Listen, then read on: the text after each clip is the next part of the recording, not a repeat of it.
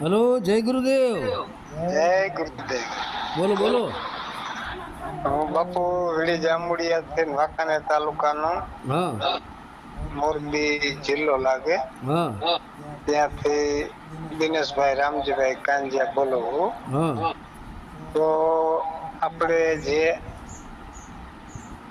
સવારામ બાપા કે આપણે અંગૂઠો મળી પીયુને જગાડ્યા, તે ભજન ની અંદર એ વ્યાખ્યા આખી આપણા શરીર માથે આવે છે કે કઈ રીતે મારે જાણવું છે. ઓકે, તો છેલ્લે સુધી ધ્યાનથી સાંભળજો, બરાબર? હમ. સરસ. આ ભજન સવાદાસ બાપુનું જ છે અને બહુ સુંદર ભજન વિશે તમે પૂછ્યું છે દિનેશભાઈ.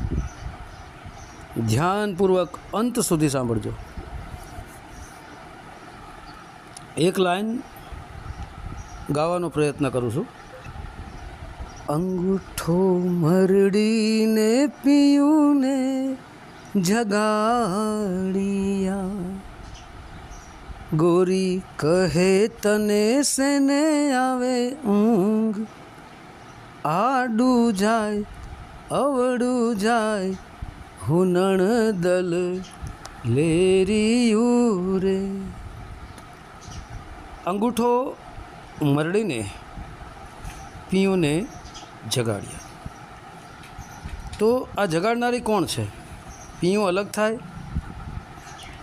અને એની જગાડનારી સદની પણ અલગ થાય ને. પીયું એટલે પોતાનો પતિ, પોતાના પતિને જગાડે છે, સુરતા.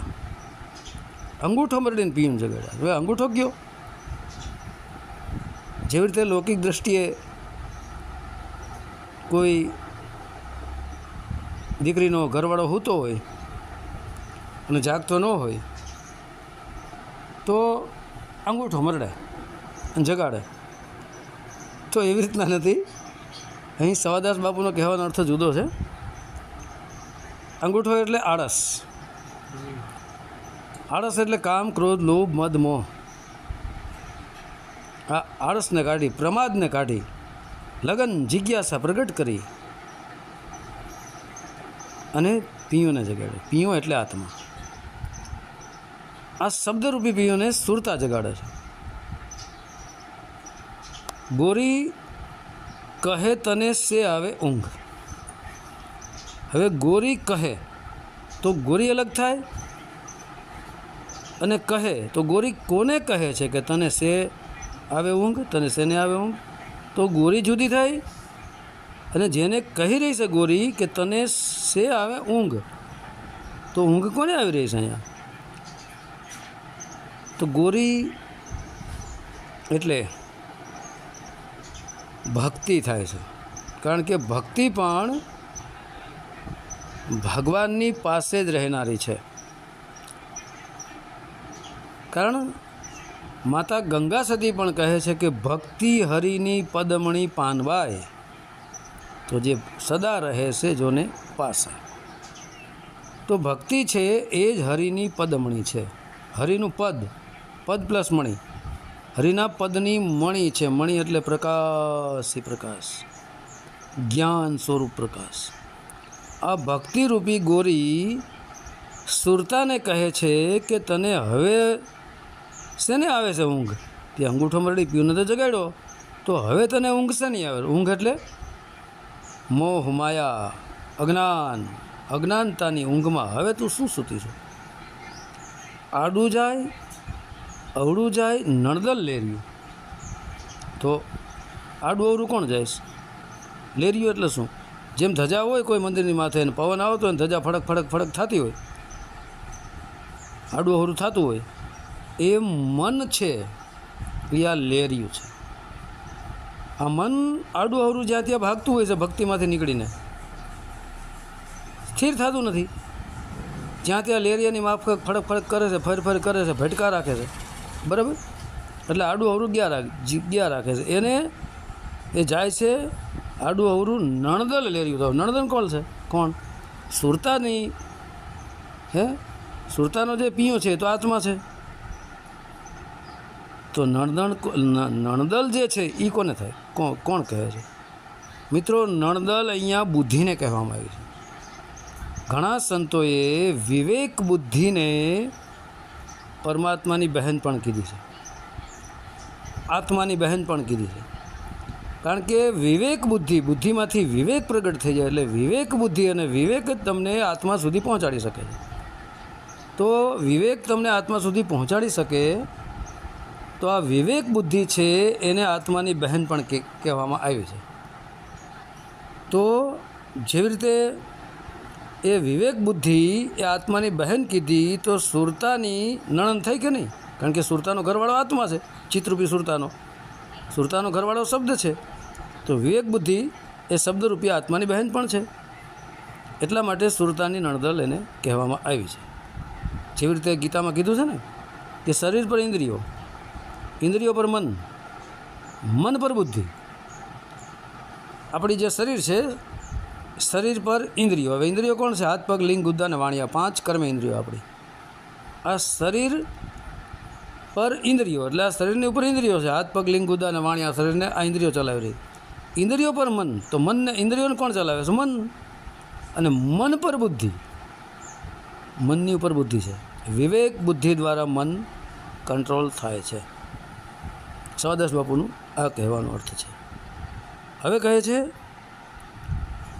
વર ઠૂઠો અણઘણને પાંગણો રે, કન્યા તો વરને વરવા જાય, ઉમંગના માય નણદલ લેરી. હવે જે વર છે, કન્યા, એ ઠૂઠો અણઘણને પાંગણો છે. તો આત્મારૂપી જે વર છે, શબ્દ સ્વરૂપી જે વર છે તે ઠૂઠો છે. ઠૂઠો એટલે હાથ એના નથી, કારણ કે આત્માને કોઈ હાથ તો નથી, શબ્દને કોઈ હાથે નથી. અણઘણ એટલે એનું કોઈ સ્વરૂપ પણ નથી, ઘડતર પણ નથી, કોઈ આકાર પણ નથી, કોઈ ચિત્ર પણ નથી. પ્રકાશ એ પ્રકાશ સ્વરૂપ છે. પાંગણો એટલે પગ નહીં, પગ વગરનો. તો આત્માને હાથ, પગ કે કાંઈ ઘડતર નથી, પ્રકાશ સ્વરૂપ છે. એટલે હાલી ચાલી તો વાગે નહીં.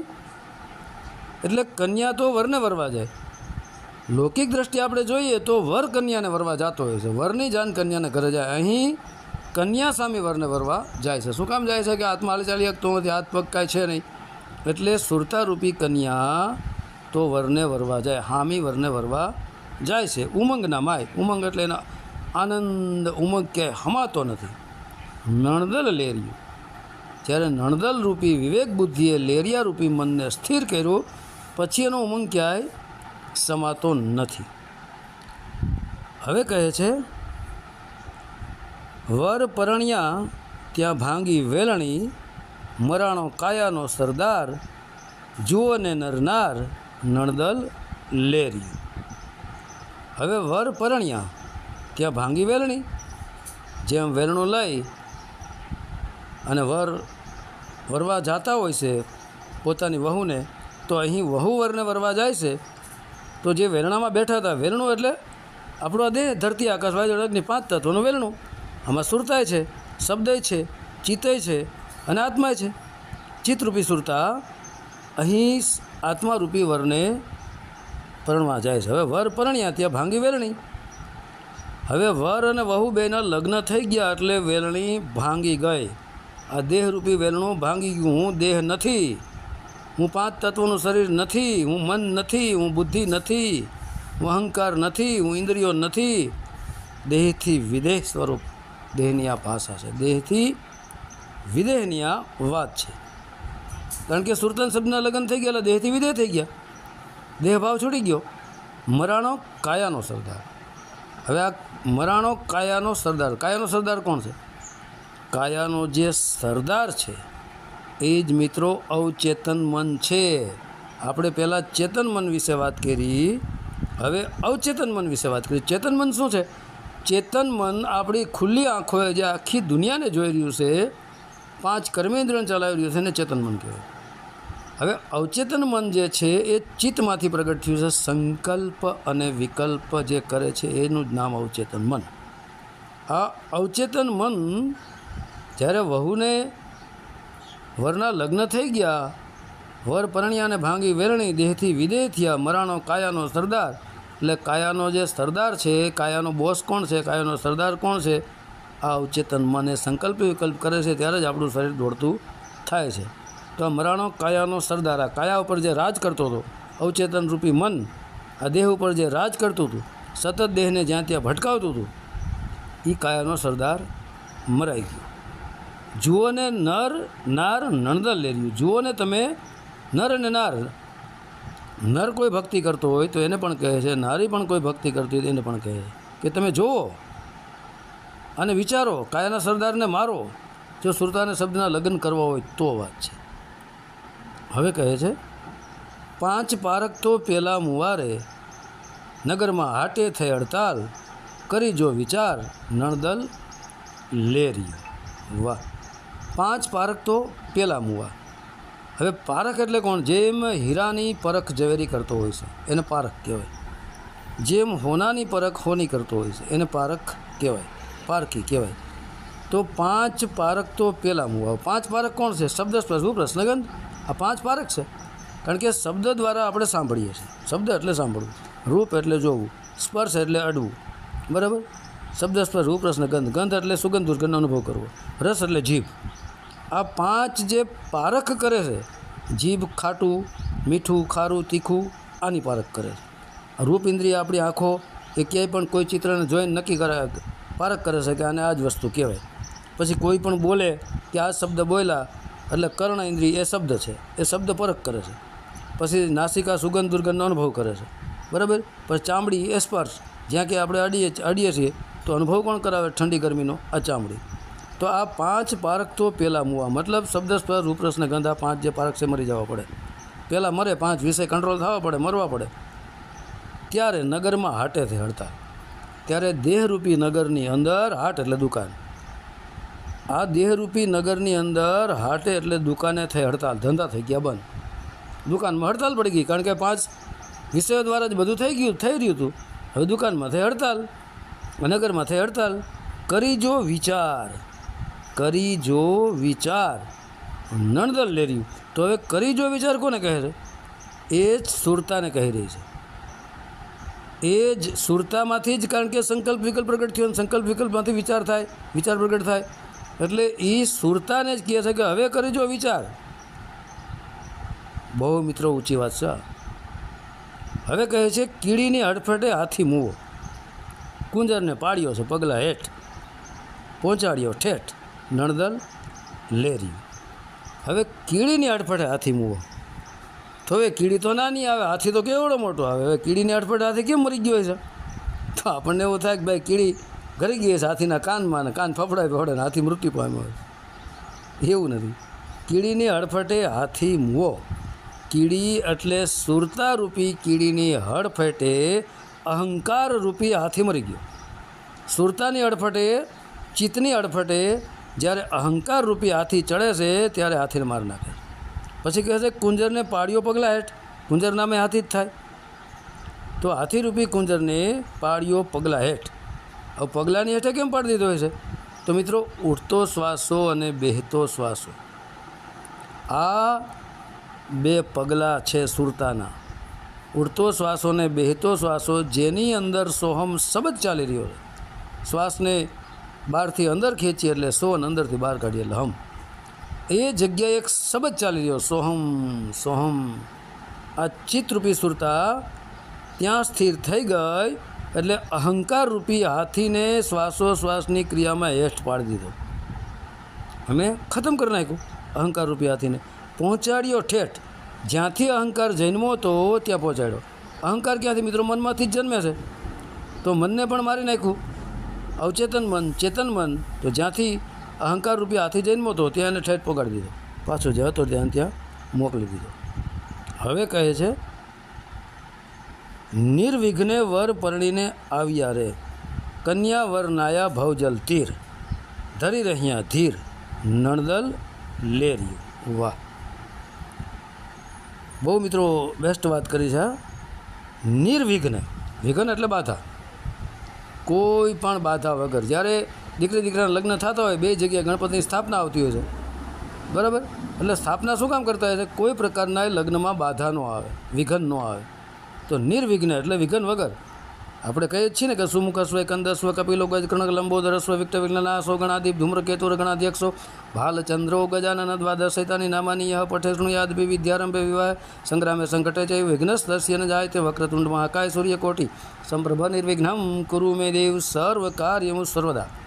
તો આ ગણપતિ સ્તુતિ કરીને ગણપતિની સ્થાપના કરવામાં આવે છે, એટલે વર કન્યાના ઘરે ક્યાંય કોઈ વિઘ્ન આવતું નથી અને શાંતિપૂર્વક લગ્ન થઈ જાય છે. એમ નિર્વિઘ્ને વર પરણીને આવ્યા, નિર્વિઘ્ને કોઈ વિઘ્ન ન આવ્યું અને સુરતા અને શબ્દના લગ્ન થઈ ગયા. હવે નિર્વિઘ્ને વર પરણીને આવ્યા તો ક્યાં આવ્યા? અમરધામમાં આવ્યા. આત્મરૂપી વર અને ચિત્તરૂપી વહુ, સોહમ શબ્દરૂપી વર અને ચિત્તરૂપી અસુરતા વહુ, એ બે પરણીને આવ્યા. મતલબ આવ્યા અમર ઘેરે, અમરધામ, જ્યાં જન્મ મરણ છે નહીં. કન્યા વર નાયા ભવજલ તીર. કન્યા અને વર, ચિત્ત અને આત્મા, સુરતા અને શબ્દ, એ નાયા. આપણે કેમ પાણીમાં સ્નાન કરતા હોઈએ છીએ એવી રીતે નાયા એ સ્નાન કર્યું. ભવજલ તીર, ભવજલ એટલે ભવ સાગર, ભવ એટલે આપણો ભવ ને, ભવજલ જલ એટલે ભવ. કેમ આ સાગરમાં પાણી હોય, નદીઓમાં પાણી હોય, એમ ભવજલ તીર, એમ ભવ સાગર તીર. ભવજલ તીર, તીર એટલે કિનારે, આ કાંઠેથી ઓલા કાંઠે, તીર એટલે કિનારો સામો, આ કાંઠેથી ઓલા કિનારે ભવસાગરને પાર ઉતરી ગયા અને મુક્તિ મોક્ષને પ્રાપ્ત કરી ગયા. ધરી રહ્યા ધીર, ત્યારે ધરીને રહ્યા ધીર, શાંતિપૂર્વક ધીરજથી ધરી રહ્યા. સુરતા શબ્દ સાથે, શબ્દ સુરતા સાથે એકમેક થઈ ગયા, ધરીને રહ્યા ધીર. હવે કહે છે, નર્તન નગરીમાં વિવાહ થયો રે, ત્યાં કોઈ ન મળે નર કે નાર, થયો જણકાર નણદલ લેરી. બહુ મિત્રો ઊંચી વાત છે. હવે આખી વાણીનો સાર આવે છે કે નર્તન નગરીમાં વિવાહ થયો. નર્તન મિત્રો, બરાબર, નર્તન એટલે તન વગરની, દેહથી વિદેહ. નર્તન એટલે તન નહીં, નર્તન નગરીમાં વિવાહ થયો એટલે દેહથી વિદેહ. નર્તન એટલે જ્યાં શરીર નહીં, આ નર્તન દેહથી વિદેહ, એ નગરીમાં, વિદેહ નગરીમાં વિવાહ થયો. સુરતાન શબ્દનો, ત્યાં કોઈ ન મળે નર કે નાર. ત્યાં શબ્દરૂપી વરય નથી અને સુરતારૂપી નારીય નથી. ત્યાં કોઈ ન મળે નર કે નાર, સુરતાય નહીં, શબ્દય નહીં, અને આત્મ સ્વરૂપને પ્રકાશી પ્રકાશ સ્વરૂપ બની ગયા. તો અહીં મિત્રો સુરતા પણ ઉડી ગઈ, શબ્દ પણ ઉડી ગયો. બરાબર, સુરતા અને શબ્દ એક થઈ ગયા. શબ્દને ગુરુ પણ કહે છે, સુરતાને શિષ્ય પણ કહે છે. જ્યારે આત્મ સ્વરૂપ બની જાય છે ત્યાં ગુરુ શિષ્ય ઉડી જાય છે. એવી જ રીતના દેહથી વિદેહ જ્યારે લગ્ન થાય ત્યારની આ સ્થિતિ છે. પછી કહે થયો ઝણકાર. થયો ઝણકાર, ઝણકાર એટલે શબ્દ, એ છેલ્લો ઊંચો જે શબ્દ છે ઓમકાર રૂપી શબ્દ છે. આ ઓમકાર શબ્દનો ઝણકાર થયો અને ઓમકારની દોરી પકડી અને ઓમકાર જ્યાંથી પ્રગટ થયો છે અનંત પ્રકાશમાંથી, ત્યાં ઓમકાર સમાઈ ગયો. ત્યાં કોઈ શબ્દ પણ નથી, સુરતા પણ નથી, કાંઈ છે જ નહીં, પ્રકાશ એ પ્રકાશ. બહુ મિત્રો મસ્ત વાત છે. દાસ સવો કહે સુણી લો, સુણી સોયરો રે, સમજેથી જન્મ મરણ ભે જાય, ગુરુગમ ગાય નણદલ લેરી. સવાદાસ બાપુ કહે છે, સુણી સોયરો, આ મારો જે આ સોયરો છે, ભજનરૂપી જે મેં સોયરો લખ્યો છે, બરાબર સાંભળી લ્યો, એને સમજી લ્યો, મનન ચિંતન કરી, એની ઉપર વિચાર કરી, એ રસ્તે ચાલો. આને સમજેથી, આને સમજવાથી જન્મ મરણ ભે જાય. જન્મવું અને મરવું બે એટલે બીક. આ જન્મ મરણની જે બીક છે, 84નું જે ચક્કર છે, એ બીક હટી જાય, મૃત્યુની ફળક હટી જાય. ગુરુગમ ગાય નણદલ લેર્યું. ગુરુગમ, ગુરુ ફૂલગરની ગમ મતલબ સમજણ. ગુરુ ફૂલગર મહારાજે આ સવાદાસ બાપુને જે ગમ મતલબ જે સમજણ આપી એ ગાયને સવાદાસ બાપુ કહી રહ્યા છે. બરાબર.